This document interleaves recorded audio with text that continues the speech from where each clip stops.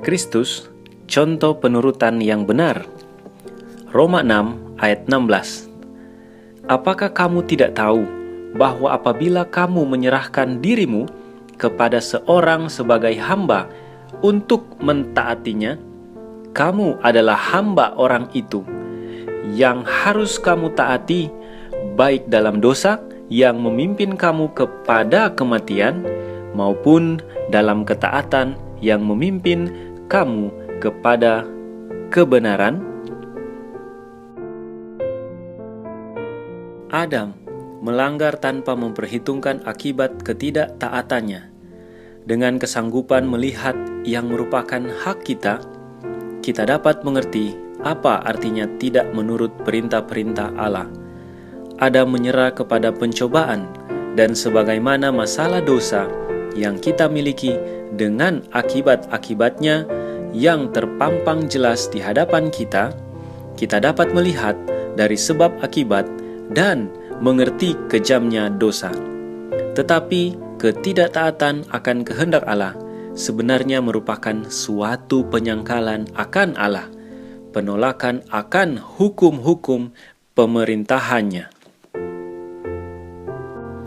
Kebahagiaan pria dan wanita adalah di dalam penurutan mereka kepada hukum-hukum Allah. Di dalam penurutan mereka kepada hukum Allah, mereka seperti dipagari dan terlindung dari kejahatan. Mereka tidak dapat berbahagia bila meninggalkan tuntutan hukum Allah yang jelas dan mengikuti standar mereka yang mereka pikir mereka bisa selamat. Ada begitu banyak standar yang cocok dengan pikiran yang berbeda-beda, dan kepemerintahan diambil dari tangan Allah dan manusia yang merenggut kendali kepemerintahan itu. Peraturan manusia dibuat dan kehendak manusia ditinggikan. Ketika ketinggian dan kesucian kehendak Allah dipersembahkan untuk dituruti, dihargai, dan dihormati, kehendak manusia ingin melakukan sesuai kehendaknya sendiri. Dengan demikian, terjadilah pertentangan antara manusia dengan keilahian. Kejatuhan orang tua kita yang pertama telah memutuskan rantai emas penurutan sejati atas kehendak manusia kepada Allah. Penurutan tidak lagi dianggap sebagai satu kepentingan yang mutlak.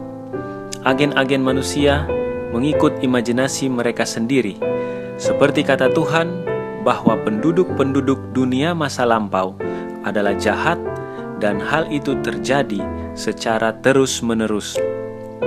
Yesus berkata, "Aku mematuhi perintah-perintah Bapa-Ku." Bagaimana?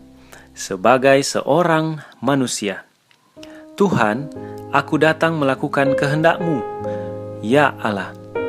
Terhadap tuduhan orang Yahudi, dia berdiri teguh di dalam kemurnian, kesalehan, dan kesucian tabiatnya sambil menantang mereka. "Siapa di antara kamu menuduh aku berdosa?"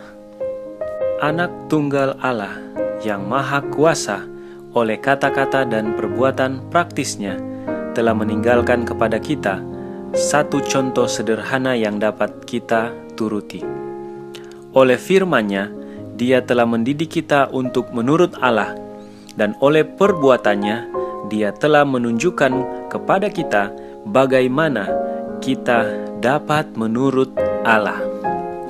Manuskrip Rilis, volume 6, halaman 337 sampai 339.